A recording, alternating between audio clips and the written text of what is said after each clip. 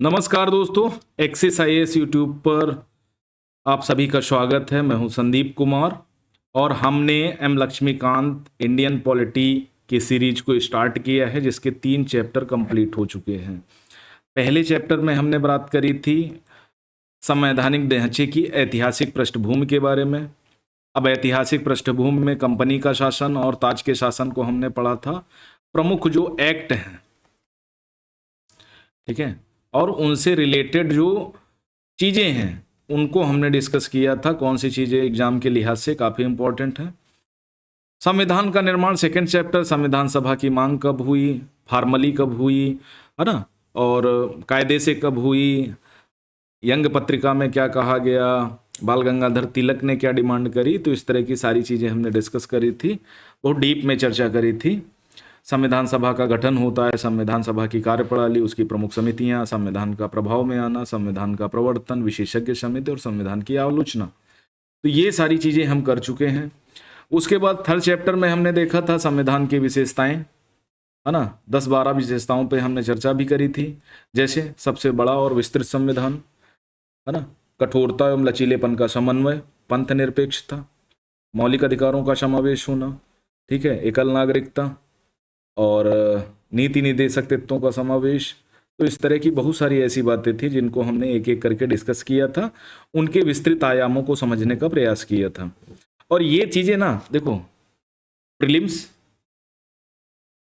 चाहे यूपीएससी का हो या पीएससी का, प्रीलिम्स में लगभग 22 से 24 क्वेश्चन यूपीएससी में पूछे जाते हैं, जो डायरेक्ट कहाँ से, एम लक्ष्मीकांत से होते हैं। अगर एम लक्ष्मीकांत का मेन पोर्शन आपने तैयार कर लिया तो मान के चलो 18 से 20 क्वेश्चन आपके पक्के हो जाते हैं। पीसीएस में चीज़ें बढ़ जाती हैं, करीब 30 से 32 क्वेश्चन हो जाते हैं।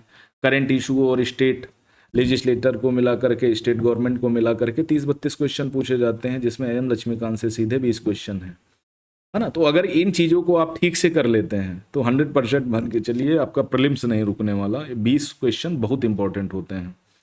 और उसके बाद 45-50 क्वेश्चन में आप यूपीएससी का प्रीलिम्स क्वालिफाई कर जाते हैं। अगर 20 क्वेश्चन एक किताब से सही हो जाते हैं और नहीं 20 होते हैं, 15-18 होते हैं, तो आपके लिए बड़ा रिलैक्स हो जाएगा। 1-2 सब्जेक्ट और पकड़ लो, आपका प्रीलिम्स क्लियर। ठीक है, अगला है प्रियम्बल ऑफ द कॉन्स्टिट्यूशन, संविधान की प्रस्तावना। विशेषताओं के बाद नेक्स्ट चैप्टर संविधान की प्रस्तावना। संविधान की प्रस्तावना की विषय वस्तु, प्रस्तावना के प्रमुख तत्वों के बारे में, प्रस्तावना का महत्व, संविधान के एक भाग के रूप में प्रस्तावना, संविधान में संशोधन की संभावना। ओके, तो ये 4-5 बातें हैं। जैसे 13 दिसंबर याद है 1946 को क्या हुआ था, पंडित जवाहरलाल नेहरू ने क्या किया था, उद्देश्य प्रस्ताव संविधान सभा में प्रस्तुत किया था। अब 9 दिसंबर 1946 को पहली बैठक होती है संविधान सभा की, और फिर 13 दिसंबर, तो यहीं पर उन्होंने उद्देश्य प्रस्ताव प्रस्तुत किया, जो 22 जनवरी, कब, 22 जनवरी 1947 को संविधान सभा द्वारा स्वीकार कर लिया गया, और इसकी सारी बातें लगभग वो एज इट इज मान ली गई। तो ये हमारा प्रस्तावना बन जाता है। प्रस्तावना का मतलब होता है इंट्रोडक्शन। ठीक है, अब इंट्रोडक्शन किसका, संविधान का। भाई इंट्रोडक्शन ही होगा तभी तो काम होगा। ठीक है, तो अगर प्रस्तावना की बात करें, सबसे पहले किस देश द्वारा प्रस्तावना को स्वीकार किया गया, तो सबसे पहले अमेरिकन कॉन्स्टिट्यूशन में एक प्रस्तावना को अपनाया गया था, है ना। सबसे शुरुआती संविधानों में एक लिखित संविधान अमेरिका का ही था, यूनाइटेड स्टेट ऑफ अमेरिका का, और उसी संविधान में प्रस्तावना को स्वीकार किया गया। फिर अन्य देशों ने देखा देखी करना शुरू किया। भारत के परिप्रेक्ष्य में, ठीक है, प्रस्तावना को भी शामिल किया गया भारतीय संविधान में। तो अगर संविधान का परिचय हुआ, इसको भूमिका कहते हैं, तो कोई बड़ी बात नहीं होगी, है ना। इसमें संविधान का सार वर्णित है। और N.A. पालिकीवाला ने प्रस्तावना को संविधान का परिचय पत्र कहा था। उसके बाद प्रस्तावना में एक ही बार अभी तक संशोधन हुआ है, 1976 में 42वें संविधान संशोधन के द्वारा 3 नए शब्द जोड़े गए थे। कौन कौन से, समाजवादी था, धर्मनिरपेक्ष था और अखंडता था, है ना। तो इसी चीज को आज हम डिस्कस करेंगे। पहले हम प्रस्तावना को देख लेते हैं। क्या क्या चीज है, भारत का संविधान, उद्देश्य का, हम कौन, वी, भारत के लोग, हम कौन, भारत के लोग यानी जनता। भारत को क्या समझेंगे, संपूर्ण प्रभुत्व संपन्न, समाजवादी, पंथ निरपेक्ष, लोकतंत्रात्मक गणराज्य बनाने के लिए उसके समस्त नागरिकों को, अब इन चीजों पर समझना, संपूर्ण प्रभुत्व संपन्न क्या होता है, समाजवादी क्या होता है, पंथ निरपेक्ष, लोकतंत्रात्मक गणराज्य। ठीक है, ये जो 4 शब्द दिए गए हैं, एक तो पहला संपूर्ण, दूसरा समाजवादी, तीसरा पंथ निरपेक्ष, चौथा लोकतंत्रात्मक और पांचवा गणराज्य। ठीक है, इसको भी डिस्कस करेंगे। उसके बाद उसके समस्त नागरिकों को सामाजिक, आर्थिक और राजनीतिक न्याय, पिछली क्लासेज में हमने इनको थोड़ा थोड़ा डिस्कस किया था, आज इनको कंप्लीट डिस्कशन करेंगे। तो 3 प्रकार के न्याय की बात हुई। कितने प्रकार की? सामाजिक न्याय, आर्थिक न्याय और राजनीतिक न्याय। 3 प्रकार के न्याय की बात होती है, विचार, अभिव्यक्ति, विश्वास, धर्म, 4 हो गया, और उपासना। तो स्वतंत्रता की कितनी बात होती है? 5 प्रकार की स्वतंत्रता की बात होती है। ठीक है, विचारों की, अभिव्यक्ति की, विश्वास की, धर्म की और उपासना की। और समता की बात कब होती है? प्रतिष्ठा और अवसर की समानता, 2 बार। ठीक है, तो ये पॉइंट याद रखना, कभी कभी सीधे पॉइंट से क्वेश्चन पूछ लिया जाता है और कभी कभी ये शब्द अलग अलग दे दिए जाते हैं और आपसे एक असेंडिंग ऑर्डर में लगाने के लिए बोल दिया जाता है कि इनको सब असेंडिंग ऑर्डर में लगाओ, तो आपको लगाना पड़ता है। तो समस्त नागरिकों में क्या होना चाहिए? समस्त नागरिकों को सामाजिक, आर्थिक, राजनीतिक न्याय, विचार, अभिव्यक्ति, विश्वास, धर्म और उपासना की स्वतंत्रता, प्रतिष्ठा, अवसर की समानता को प्राप्त करने के लिए तथा उन सब में, कौन में? उन सब में, वो सब कौन से हैं? जनता, मतलब भारत के लोग। कौन? भारत के लोग।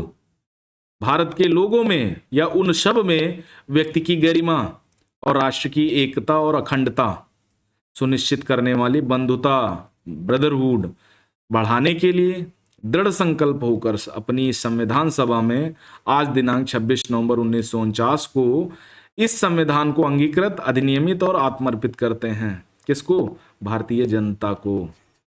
ठीक है, बात समझ में आई?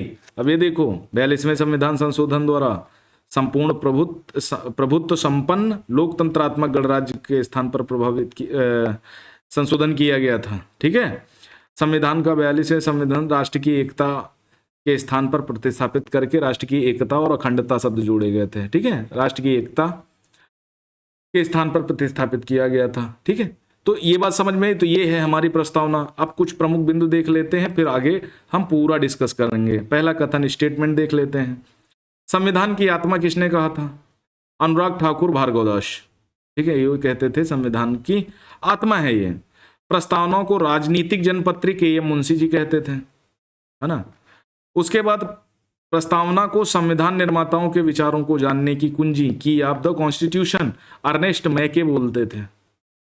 ठीक है, अब स्टार्टिंग में हमने बताया था प्रस्तावना, जो एन.ए. पालिकी वाला थे उन्होंने संविधान का परिचय पत्र कहा था प्रस्तावना को। ठीक है, तो स्टेटमेंट से भी क्वेश्चन पूछे जाते हैं, इसको भी आपको पता है।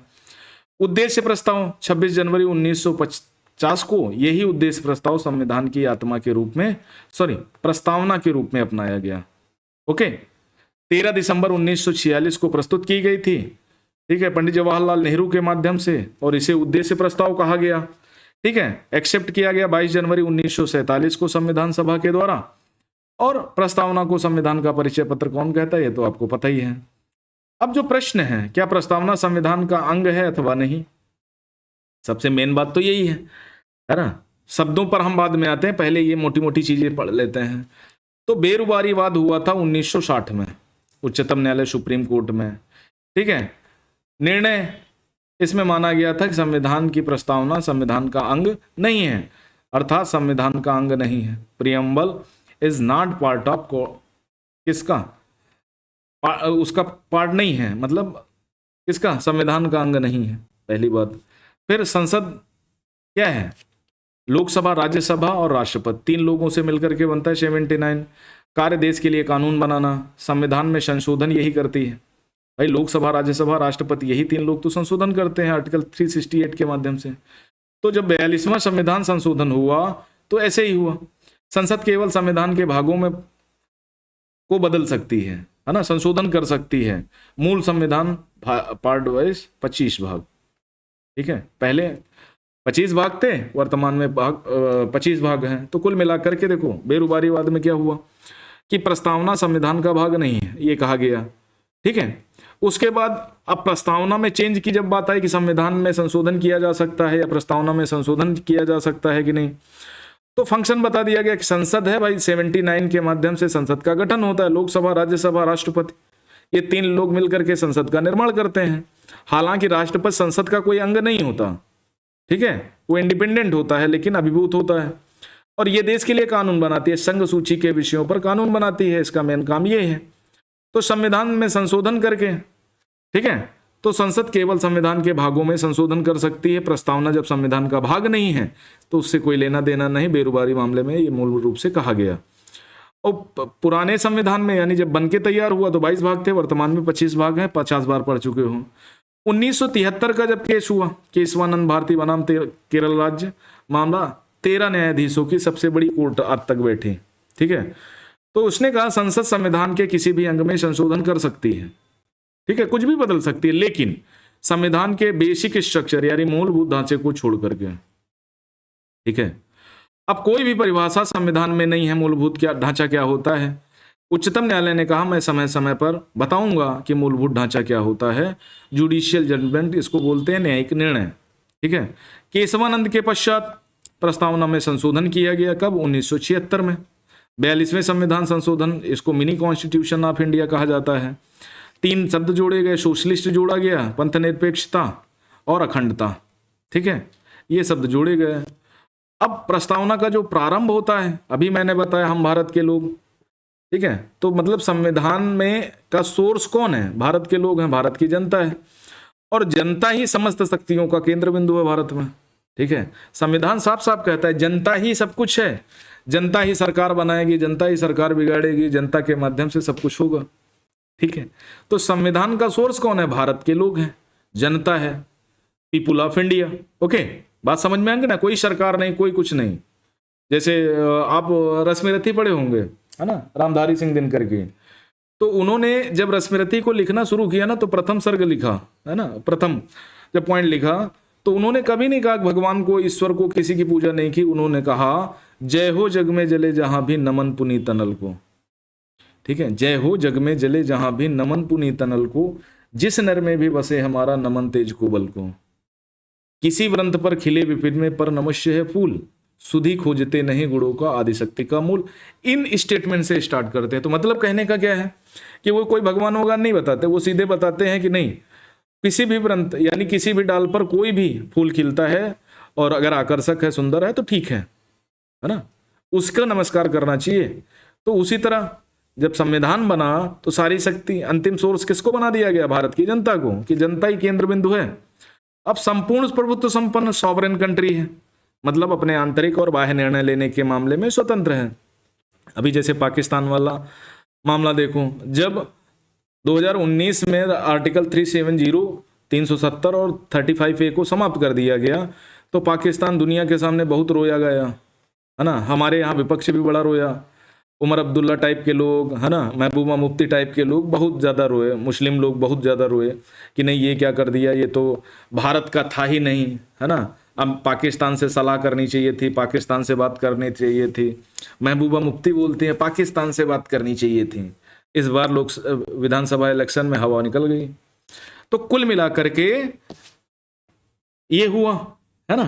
तो जब 370-35 से हटा दिया गया, अनेक विश्व के मंचों पर विश्व के कई पत्रकारों ने भारत के संबंध में पूछा तो भारत ने सीधा साफ कह दिया कि हमारा आंतरिक मैटर है, इसमें किसी देश को इन्वॉल्व होने की जरूरत नहीं, हम बातचीत से मामले को हल कर लेंगे। सिंपल, एकदम दो टूक जवाब। इसका मतलब है 1947 के पहले जब हम आज़ाद नहीं हुए थे तो हम इंडिपेंडेंट नहीं थे, हम अपने आंतरिक और बाह्य निर्णय नहीं ले सकते थे, हम ब्रिटेन के दबाव में लेते थे। 1939 में जब सेकेंड वर्ल्ड वॉर हुआ तो ब्रिटेन ने हमसे बिना पूछे भारत को शामिल कर लिया, अपने बाप का भारत समझ रखा था।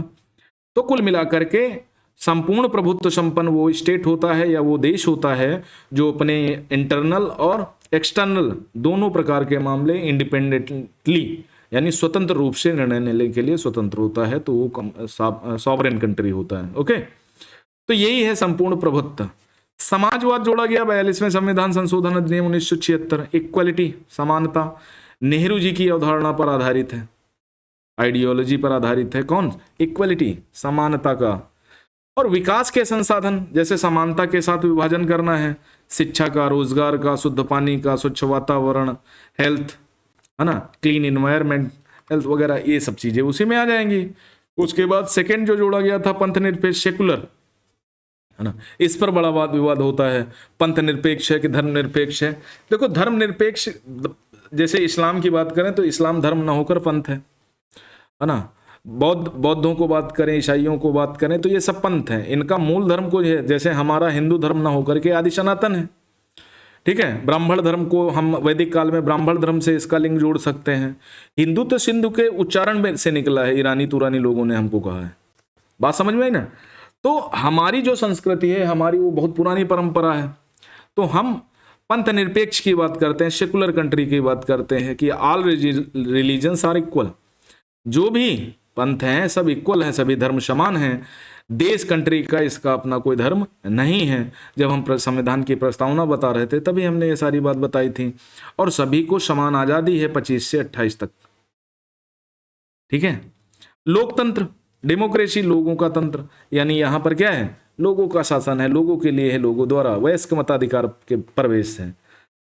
जब भी इलेक्शन होते हैं तो लोग पार्टिसिपेट करते हैं, लोग जिस पार्टी को, जिस व्यक्ति को वोट देते हैं वो भारत का प्रधानमंत्री या लोकसभा सदस्य बन जाता है, और जिसको वोट नहीं देते हैं वो विपक्ष में बैठता है। जो हार जाता है वो विपक्ष में बैठता है, जो जीत जाता है वो क्या, मोदी जी की तरह चमकने लगता है। तो कुल मिलाकर डेमोक्रेसी का मतलब ही होता है लोगों का तंत्र।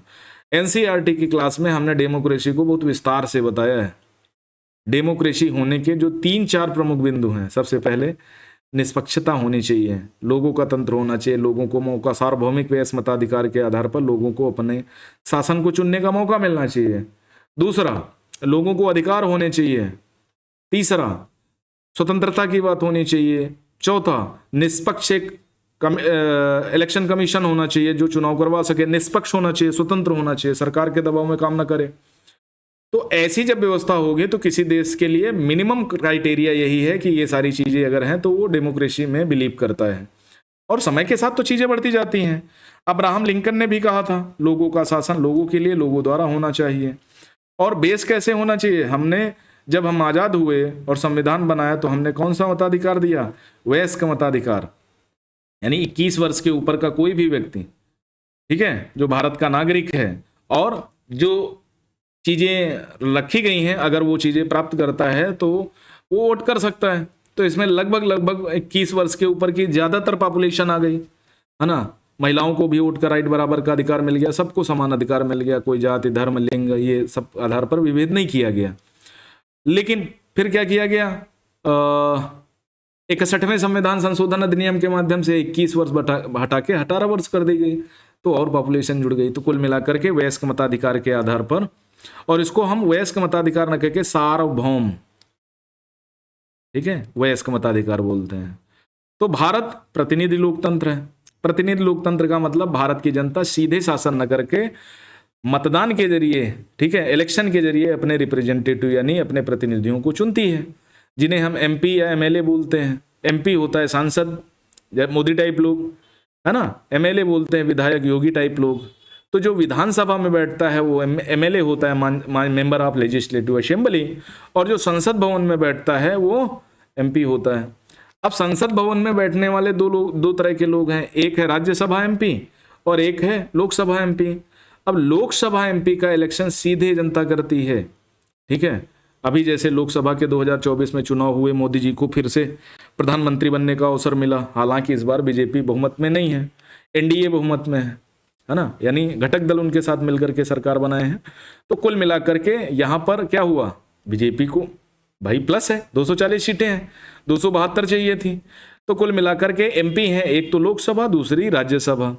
अब राज्यसभा के जो एमपी होते हैं ना, वो क्या होते हैं, उनको इनडायरेक्ट इलेक्शन के माध्यम से राज्य के विधायक चुनते हैं। अपने अपने राज्यों का एक कोटा होता है, उसी के आधार पर वो चुने जाते हैं। तो हमारे यहाँ प्रतिनिधि लोकतंत्र है। प्रतिनिधि का मतलब जनता अपने रिप्रेजेंटेटिव चुनती है, ठीक है, जिन्हें हम एमपी और एमएलए के नाम से जानते हैं। उसके बाद लोकतंत्र, भारत इनडायरेक्ट डेमोक्रेसी यानी अप्रत्यक्ष लोकतंत्र का उदाहरण है, जहां सार्वभौमिक वयस्क मताधिकार चलता है। लोग अपने प्रतिनिधियों को मतदान, प्रत्यक्ष निर्वाचन, एमपी और एमएलए, विधानसभा और लोकसभा के सदस्यों को चुनते हैं। गणतंत्र का मतलब होता है रिपब्लिक, राष्ट्राध्यक्ष हमारा है प्रेसिडेंट, ठीक है, और वो चुनाव होता है, इलेक्ट होता है 5 साल के लिए, और उसका अप्रत्यक्ष इलेक्शन होता है, यानी जनता सीधे पार्टिसिपेट नहीं करती है। क्यों नहीं करती, उसको हम प्रेसिडेंट वाले चैप्टर में ठीक से समझेंगे, ठीक है। अगर ब्रिटेन की बात करें तो वहाँ अभी भी एक राजसत्ता को पालन किया जा रहा है, यानी वहाँ जो किंग है वही राज्य का प्रमुख होता है। भारत में राष्ट्राध्यक्ष कौन है, इलेक्टेड होता है। आप इस समय द्रौपदी मुर्मू जी हैं, उसके पहले रामनाथ कोविंद जी थे, है ना, उसके पहले कौन था, ठीक है, प्रणब मुखर्जी थे, उसके पहले प्रतिभा पाटिल थी। तो कुल मिलाकर के इस तरह राष्ट्रपति का चुनाव होता है हमारे यहाँ, इनडायरेक्ट होता है, जिसमें लोकसभा के एमपी, राज्यसभा के सभी निर्वाचित, लोकसभा के निर्वाचित एमपी, राज्यसभा के निर्वाचित एमपी, राज्य की विधानसभाओं के निर्वाचित एमपी उनके इलेक्टोरल मंडल में शामिल होते हैं और उन्हें वोट करते हैं, है ना। 50+ या 51+ जो प्राप्त कर लेता है वो राष्ट्रपति होता है, ठीक है, बात समझ में है ना। तो ब्रिटेन में व्यवस्था है, ब्रिटेन अभी भी राजसत्ता का पालन करता है। 3 प्रकार का न्याय, सामाजिक, आर्थिक और राजनीतिक न्याय कहाँ से लिया गया है, रूस के संविधान से। और सभी नागरिकों को मताधिकार दिया गया है, निर्वाचन में भाग लेने का अधिकार, यानी हमारे यहाँ राजनीतिक समानता तो है। आर्थिक है कि नहीं, सामाजिक है कि नहीं, लिबर्टी, 5 प्रकार की लिबर्टी की बात, विचार, अभिव्यक्ति, विश्वास, रिलीजन, धर्म, उपासना, ठीक है। इक्वलिटी, 2 प्रकार की इक्वलिटी है, एकता, बंधुत्व और अखंडता, है ना। और अखंडता को कब जोड़ा गया था, 1976 में, जिसे कभी न तोड़ा जा सके, मतलब एक है, इंटीग्रिटी। अब स्वतंत्रता, समानता और बंधुत्व, ये जो प्रमुख 3 शब्द है ना, ये तीनों फ्रांस की क्रांति से जन्मे हैं, फ्रेंच रिवॉल्यूशन से लिए गए हैं, है ना। देश का सबसे महत्वपूर्ण तत्व है ये, ठीक है, सॉवरेनिटी, ठीक है, संप्रभुता, ठीक है, सबसे महत्वपूर्ण शब्द है। और विश्व का सबसे पहला धर्मनिरपेक्ष देश जिसे माना जाता है वो यूनाइटेड स्टेट ऑफ अमेरिका को माना जाता है, ठीक है। तो ये एक तो बेसिक चीज हो गई। उसके बाद संप्रभुता अगर बात करें, अगर हम डिस्कस करने का प्रयास करें कि संप्रभुता क्या होती है भैया, ये 5 जो चीजें हैं, है ना। सबसे पहले हम संपूर्ण सबूत बता चुके हैं। समाजवादी की अगर बात करें तो 1976 में छोड़ा गया था, और जब हम राज्य के नीति निर्देशक तत्व पढ़ेंगे तो उसमें समाजवादी विचार मिल जाएंगे हमको। समाजवादी का मतलब होता है सभी लोगों को समान समझ के, लेकिन हमारा जो समाजवाद है, भारतीय समाजवाद, वो मार्क्सवादी समाजवाद न होकर के, जहाँ रक्त रंजित क्रांति की बात की गई कि दुनिया के सारे मजदूरों एक हो जाओ और युद्ध करो, मतलब खूनी संघर्ष करो और अपनी स्वतंत्रता हासिल करो। हमारा समाजवाद ऐसा नहीं है। हमारा समाजवाद गांधीजीवादी समाजवाद के आधार पर है। हमारा समाजवाद नेहरू की विचारधारा पर आधारित है। इसका मतलब है हम खून वगैरह की नहीं बात करते हैं, हम हृदय परिवर्तन की सिद्धांत की बात करते हैं कि अमीर लोगों का हृदय परिवर्तन होगा और वो लोग क्या करेंगे, गरीबों को उनका हक देंगे। तो लोकतांत्रिक समाजवाद है, ना कि साम्यवादी, ठीक है। दूसरा गांधीवादी समाजवाद है, ना कि साम्यवादी या मार्क्सवादी, ठीक है। आगे अगर तो अब लोकतांत्रिक समाजवाद में एक व्यवस्था होती है, ना तो पूंजीवाद का सीधा फॉलो करता है, ना तो वो समाजवादी अर्थव्यवस्था को फॉलो करता है। वो अपना एक तत्व लेके चलता है, मिश्रित अर्थव्यवस्था। पूंजीवादी व्यवस्था की जो चीज़ें अच्छी लगती हैं उनको शामिल कर लेता है, जो समाजवादी व्यवस्था की चीज़ें अच्छी लगती हैं उनको शामिल कर लेता है। उसी से बन जाता है हमारी मिश्रित अर्थव्यवस्था, ठीक है। तो अब लोकतांत्रिक समाजवाद का उद्देश्य क्या हो सकता है, गरीबी को कम करना, सबको रोजगार के अवसर देना, बीमारी, अवसर की असमानता को समाप्त करना। तो यही सारी चीज़ें हैं जो हमारे डीपीएसपी में दी गई हैं और उनको दूर करने का प्रयास कर रहे हैं, ठीक है। और गांधीवाद की देखो मिला जुला रूप है, यहाँ थोड़ा कार्ल मार्क्स की बातें आ जाएंगी समाजवाद में और थोड़ा गांधी की बातें आ जाएंगी और कुछ इंडिपेंडेंट बातें हैं। बाद में क्या हुआ, उदारीकरण, निजीकरण, वैश्वीकरण की जब नई आर्थिक पॉलिसी आई 1991-92 में, तो समाजवादी प्रतिरूप का रुझान थोड़ा सा लचीला हो गया। याद रखना, हम थोड़ा सा किसकी तरफ झुक गए, हम झुक गए पूंजीवाद की तरफ, ओके। पंथ निरपेक्ष का मतलब वही धर्म से अलगाव, ठीक है। 1974 में उच्चतम न्यायालय ने कहा था, यद्यपि धर्मनिरपेक्ष राज्य शब्द स्पष्ट रूप से संविधान में उल्लेख नहीं किया गया था इसके पहले, यानी 76 के पहले धर्मनिरपेक्ष शब्द संविधान में नहीं था, लेकिन बहुत सारे आर्टिकल, बहुत सारे क्लाज थे जो उसको धर्मनिरपेक्ष बताते थे। जैसे आर्टिकल 14 से 18 ही बताता था, है ना, 25 से 28 बताता था, आर्टिकल 32 भी बताता था। तो ये सारी आर्टिकल क्लाज थे है ना, वोट देने का अधिकार, ये सारी चीज़ें बताती थी कि नहीं देश धर्मनिरपेक्ष है। लोकतांत्रिक बता चुके हैं, है ना। अब लोकतंत्र के कुछ और औजार हो सकते हैं, जैसे परिप्रेक्षा हो सकती है, पहल हो सकती है, प्रत्यावर्तन होता है या रिकॉल, ठीक है। तो इस तरह की चीज़ें हो सकती हैं, लेकिन हमारे यहाँ प्रतिनिधि लोकतंत्र है तो वो चीज़ें हम ज़्यादा फॉलो नहीं करते हैं। उसके बाद गणतंत्र, आपको पता है राजशाही का फॉलो नहीं करते। न्याय, सामाजिक आर्थिक राजनैतिक न्याय, इनकी सुरक्षा मौलिक अधिकार और नीति निर्देशक तत्व करते हैं। अगर सामाजिक आर्थिक और राजनीतिक न्याय की बात करें तो इनकी सुरक्षा जो है, ठीक है भाई, राजनीतिक न्याय तो आपको जैसे सामाजिक न्याय, हर व्यक्ति के साथ जाति, उसकी जाति कोई भी हो, धर्म कोई भी हो, किसी भी लिंग का हो, धर्म के आधार पर भेदभाव के लिए मनाही है। समान व्यवहार की बात करता है। इसका मतलब है सरकार समाज में किसी वर्ग विशेष के लिए विशेषाधिकारों की अनुपस्थित, अनुसूचित जाति, अनुसूचित जनजाति, अन्य पिछड़ा, महिलाओं के स्थिति में सुधार करना, यही हमारा उद्देश्य है। तभी हम सामाजिक न्याय की बात कर पाएंगे। आर्थिक न्याय का मतलब होता है कि आर्थिक कारणों के आधार पर किसी व्यक्ति से भेदभाव न किया जाए, ठीक है। आर्थिक आधार पर किसी भी व्यक्ति से भेदभाव न किया जाए, तो इसका मतलब होता है आर्थिक न्याय, है ना। और दूसरा, जो संपदा, आय और संपत्ति की असमानता है, राज्य उसको दूर करने का प्रयास करेगा।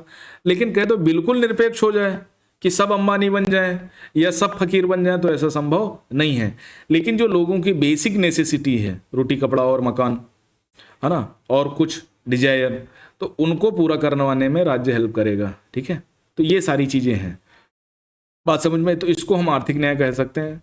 पॉलिटिकल जस्टिस का मतलब होता है हर व्यक्ति को समान राजनीतिक अधिकार प्राप्त होंगे, चाहे राजनीतिक दफ्तरों में प्रवेश को लेकर के हो, चुनाव लड़ने को लेकर के हो, वोट डालने को लेकर के हो, है ना। ये तीनों जो है ना 1917 की रशियन क्रांति से निकले हैं, सामाजिक, आर्थिक और राजनीतिक न्याय, क्योंकि यही समाजवाद की बात होती है। कार्ल मार्क्स का विचार रशिया में फैला हुआ था, और रशिया में जब समाजवाद की बात होगी तो ये तीन चीजें प्रमुख रूप से आएंगी। उसके बाद विचार, अभिव्यक्ति, विश्वास, धर्म, उपासना की स्वतंत्रता, फ्रीडम ऑफ स्पीच, आर्टिकल 19 से 22 पढ़ोगे समझ में आ जाएगा। अभी हम फंडामेंटल राइट्स पढ़ाएंगे। तो स्वतंत्रता का मतलब देखो, कई प्रकार की स्वतंत्रताएं हो सकती हैं, ठीक है। अब इसमें 5 प्रकार की स्वतंत्रताएं। पहला, विचार, ठीक है। विचार का मतलब आप कोई भी क्रिएटिविटी काम कर सकते हैं। अभिव्यक्ति का मतलब बोलने का अधिकार, लिख करके, बोल करके, है ना, इशारों के माध्यम से चीजें बता सकते हैं। विश्वास, किसी धर्म को मानने ना मानने, उसकी उपासना करने, ये सारी चीजें उसमें आ जाती हैं। तीसरी बात आती है समता, प्रतिष्ठा और अवसर की समानता की जब बात करता है तो आर्टिकल 14 से 18 समानता की ही बात करता है, प्रतिष्ठा और अवसर दोनों के लिए, ठीक है। उसके बाद उन सब में राष्ट्र की गरिमा और राष्ट्र की एकता, अखंडता सुनिश्चित करने वाली बंधुता। अब बंधुता का मतलब क्या होता है? भाईचारे की भावना। सबसे पहली बात, अगर इस प्रावधान को समझना है तो सिंगल सिटीजनशिप, एकल नागरिकता, समझ लो, आपको चीजें बड़ी क्लियर एंड क्रिस्टम क्लियर हो जाएंगी, है ना। आर्टिकल 51 मौलिक कर्तव्य सभी के लिए समान है, चाहे वो किसी भी धर्म का हो, किसी भी भाषा का हो, किसी भी क्षेत्रीय, है ना, वर्ग, धर्म, जाति, लिंग, इन सब से उठकर आपसी भाईचारे की बात करता है ना।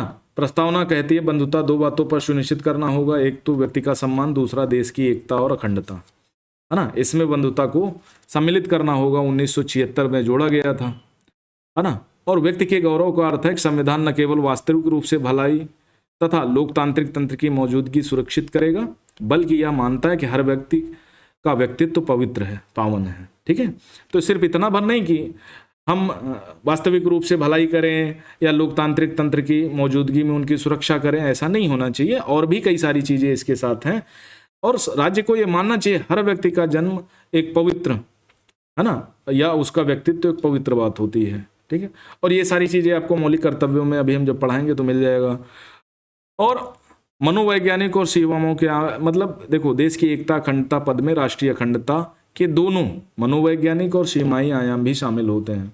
मनोवैज्ञानिक का मतलब देश हमारा है ना। हम राज्यों की बात नहीं करते, हम देश की सीधे बात करते हैं। पहली बात तो ये हो जाएगी। दूसरा, जो हमारी सीमाएं हैं, हम चारों तरफ से अनेक देशों से घिरे हुए हैं, 8 देश हैं, है ना। उन सीमाओं के दायरे को भी बात करता है। हम क्षेत्रवाद, भाषावाद, ठीक है, और सांप्रदायिकता, जातिवाद, अखंड और बाधक, जो भी राष्ट्रीय एकता, अखंडता में बाधक चीजें हैं, उनको दूर करके हम चीजों को आगे बढ़ाने का प्रयास करते हैं।